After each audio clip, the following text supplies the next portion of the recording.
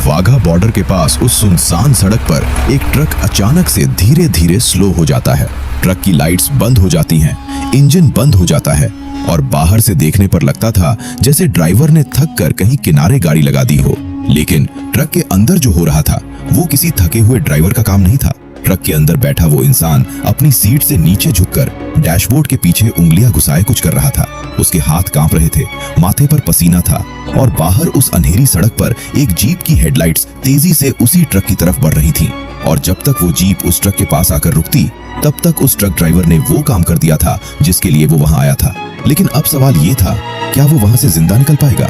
हालांकि मैं जानता हूं कि अब आप लोगों के दिमाग में यही चल रहा होगा कि आखिर एक ट्रक ड्राइवर उस सुनसान सड़क पर रात के 2 बजे क्या कर रहा था और वो जीप किसकी थी जो उसका पीछा कर रही थी। साथ ही वो ट्रक ड्राइवर कोई ट्रेंड एजेंट तो था नहीं, तो फिर आखिर वो वहां पहुंचा कैसे और उसने ऐसा क्या किया जिसकी वजह से पाकिस्तान की एक पूरी स्पाई नेटवर्क एक ही रात में तबाह हो गई। इन सब सवालों के जवाब आपको इस वीडियो के अंदर मिलेंगे, इसलिए वीडियो को पूरा देखना मत भूलना। दरअसल इस पूरी कहानी की शुरुआत होती है 1987 के उस दौर से जब पंजाब में हालात बहुत खराब थे।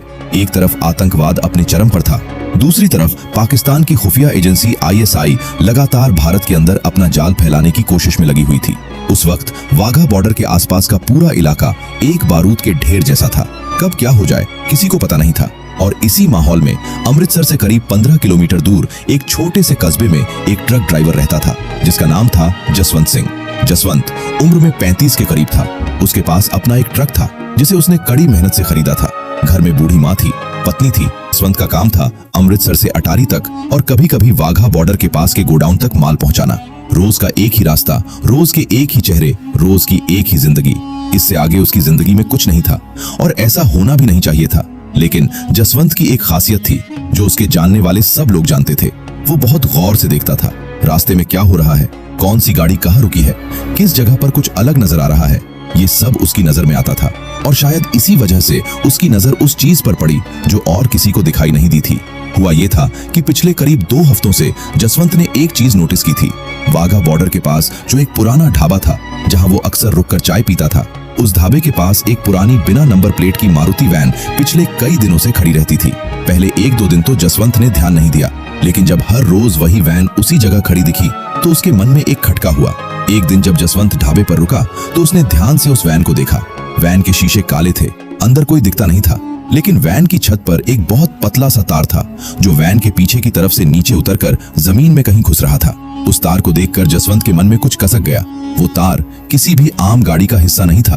पहले तो जसवंत ने सोचा शायद वो सोच ज्यादा रहा है, लेकिन फिर एक रात जब वो माल डिलीवर करके वापस लौट रहा था तो उसने देखा कि वही वैन जो दिन में वहां खड़ी रहती थी रात के अंधेरे में उस सुनसान सड़क पर चल रही थी और उसके पीछे पीछे एक और गाड़ी थी। दोनों गाड़ियां बिना लाइट्स के चल रही थीं, बिल्कुल धीरे धीरे, जैसे कोई नहीं देखे इसलिए। उस रात जसवंत घर पहुंचा तो उसने अपनी पत्नी से सिर्फ इतना कहा, सोने से पहले एक काम है, और वो सीधा निकल गया अपने पड़ोसी के घर की तरफ जो पंजाब पुलिस में एक कांस्टेबल था। जसवंत ने उसे वो सब बताया जो उसने पिछले 2 हफ्तों में देखा था। अगली सुबह दोनों पुलिस स्टेशन पहुंचे। वहां के एक सीनियर ऑफिसर ने जसवंत की बात सुनी, कुछ नोट्स लिए और उसे बोला, तुम जाओ, हम देखते हैं। जसवंत को लगा बात खत्म हो गई। वो वापस अपने ट्रक पर बैठा और निकल गया। लेकिन उस रात उस ऑफिसर ने वो सारी इंफॉर्मेशन इंटेलिजेंस ब्यूरो को भेज दी और IB ने जब वो इंफॉर्मेशन रॉ तक पहुंचाई तो रॉ के अफसरों के कान खड़े हो गए। दरअसल रॉ को पिछले कुछ महीनों से एक बात की भनक थी कि ISI ने पंजाब बॉर्डर के पास एक ऐसा कम्युनिकेशन सेटअप लगाया है जिसके जरिए वो पाकिस्तान में बैठे अपने हैंडलर्स को रियल टाइम में भारत की फौजी मूवमेंट की जानकारी भेज रहे थे। लेकिन ये सेटअप कहाँ है इसका पता नहीं चल रहा था और जसवंत की बताई हुई वैन, वो पतला तार, रॉ को लगा कि शायद यही वो लिंक है जिसे वो इतने महीनों से ढूंढ रहे थे। लेकिन सिर्फ एक ट्रक ड्राइवर की बात पर एक्शन लेना इतना आसान नहीं था, सबूत चाहिए था और सबूत लाने के लिए किसी ऐसे इंसान की जरूरत थी जो उस वैन के पास नेचुरली आ जा सके बिना किसी को शक हुए। और उसी रात रॉ के एक ऑफिसर ने जसवंत के घर का दरवाजा खटखटाया। जसवंत ने दरवाजा खोला तो सामने एक सादे कपड़ों में एक आदमी था जिसने सिर्फ इतना कहा, अंदर बात करनी है, अकेले। उस ऑफिसर ने जसवंत को बताया कि उसकी दी हुई इंफॉर्मेशन बहुत जरूरी है और अगर वो वैन सच में वही है जिसका उन्हें शक है तो ये पूरे पंजाब की सिक्योरिटी के लिए बहुत बड़ा खतरा है। फिर उसने कहा, हमें तुम्हारी जरूरत है, सिर्फ एक काम के लिए। तुम रोज उस ढाबे पर रुकते हो, तुम्हारा वहां आना जाना नॉर्मल है, हमें बस इतना चाहिए कि तुम एक बार उस वैन के बिल्कुल पास अपना ट्रक रोको और हमारे एक आदमी को मौका दो कि वो उस वैन के नीचे एक ट्रैकिंग डिवाइस लगा सके। जसवंत का दिल धक से रह गया। उसने एक लंबी सांस ली और बोला, अगर वो लोग देख लें तो? उस ऑफिसर ने कहा, इसीलिए तुम हो, तुम वहां रोज रुकते हो, तुम पर कोई शक नहीं करेगा, बस नॉर्मल रहना। जसवंत उस रात सो नहीं पाया। एक तरफ डर था, इतना बड़ा डर जो उसने अपनी जिंदगी में पहले कभी नहीं महसूस किया था। उसकी माँ थी, पत्नी थी, वो छोटी बच्ची थी जो अभी तक ठीक से बोलना नहीं सीखी थी। लेकिन दूसरी तरफ कुछ और भी था। वो पंजाब जहां वो पला बढ़ा था, वो सड़कें जहां उसने अपने ट्रक के पहिए घुमाए थे, वो लोग जिनके घरों तक उसने रोजाना माल पहुंचाया था। उन सब के बारे में सोचते हुए जसवंत ने उस रात एक फैसला किया। अगली सुबह उसने हाँ बोल दी। जो प्लान बनाया गया वो सिंपल था। जसवंत रोज की तरह उस ढाबे पर रुकेगा। रॉ का एक आदमी ढाबे पर एक आम कस्टमर की तरह बैठा होगा। जसवंत जैसे ही अपना ट्रक उस वैन के पास रोकेगा, वो आदमी उठकर जसवंत के पास आएगा, जैसे कोई पुराना जान पहचान वाला मिल गया हो। उस बीच रॉ का दूसरा आदमी वैन के नीचे ट्रैकिंग डिवाइस लगाएगा। पूरा काम 2 मिनट का था, लेकिन जिंदगी में सबसे खतरनाक वो 2 मिनट होते हैं जिनमें सब कुछ दांव पर लगा हो। जिस दिन ये ऑपरेशन होना था, उस दिन सुबह से ही जसवंत के हाथ कांप रहे थे। उसने चाय पी, ट्रक में बैठा और निकल पड़ा। ढाबे पर पहुंचकर उसने ट्रक रोका, नजर घुमाई। वो वैन वहां थी, अपनी उसी जगह पर। ढाबे के अंदर रॉ का आदमी एक कॉर्नर में बैठा चाय पी रहा था, बिल्कुल नॉर्मल। जसवंत ट्रक से उतरा, स्लोली उस वैन की तरफ बढ़ा और अपना ट्रक वैन के बिल्कुल बगल में लगा दिया, इतने पास कि दोनों गाड़ियों के बीच बस एक आदमी निकल सके। जसवंत ढाबे में गया, चाय मांगी। रॉ का आदमी उठकर उसकी तरफ आया, हाथ मिलाया, जैसे कोई पुराना दोस्त मिल गया हो। दोनों बातें करने लगे। बाहर से देखने पर बिल्कुल नॉर्मल था। उसी वक्त वैन के दूसरी तरफ से रॉ का तीसरा आदमी आया और वैन के नीचे झुक गया। वो 2 मिनट जसवंत को 2 साल जैसे लगे, लेकिन तभी वो हुआ जो नहीं होना चाहिए था। वैन का दरवाजा खुला, वैन में से एक आदमी बाहर निकला। उसकी नजर सीधे वैन के नीचे झुके हुए रॉ के एजेंट पर पड़ी।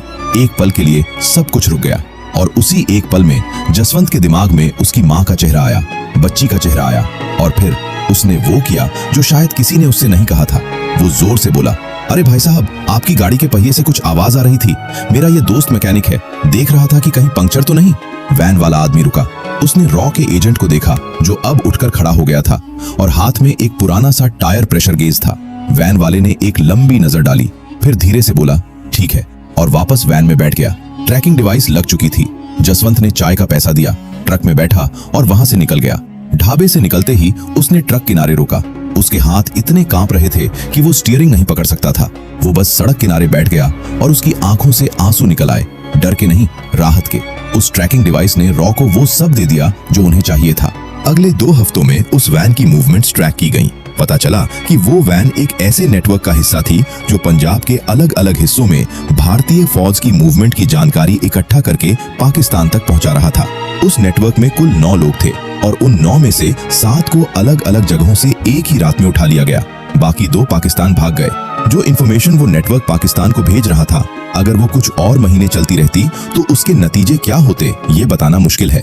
लेकिन वो नहीं हुआ, और नहीं हुआ सिर्फ इसलिए क्योंकि एक ट्रक ड्राइवर की नजर एक ऐसी वैन पर पड़ गई थी जिस पर और किसी की नजर नहीं पड़ी थी।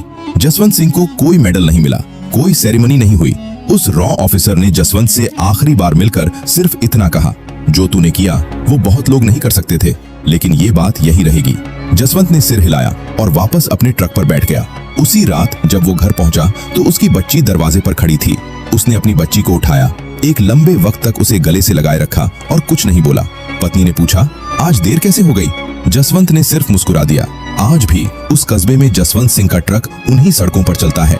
वही रास्ते, वही ढाबे, वही वाघा बॉर्डर के पास की सड़कें। लोग उसे एक आम ट्रक ड्राइवर की तरह जानते हैं। कोई नहीं जानता कि उस आम से दिखने वाले इंसान ने एक रात अपनी जान दांव पर रखकर एक पूरे नेटवर्क को तबाह कर दिया था। वो कहते हैं कि कुछ जंगें टैंक्स और मिसाइल से नहीं, एक चाय की दुकान पर रुके हुए एक ट्रक ड्राइवर की तेज नजर से जीती जाती हैं। जसवंत सिंह उन्हीं लोगों में से था जिनका नाम कोई किताब नहीं लिखती, जिन्हें कोई स्टेज पर नहीं बुलाता, लेकिन जिनके बिना शायद ये कहानी कुछ और ही होती। दोस्तों, अगर हमारी ये 2D एनिमेशन वाली वीडियो आपको पसंद आई हो तो वीडियो को एक लाइक और चैनल को सब्सक्राइब जरूर करें।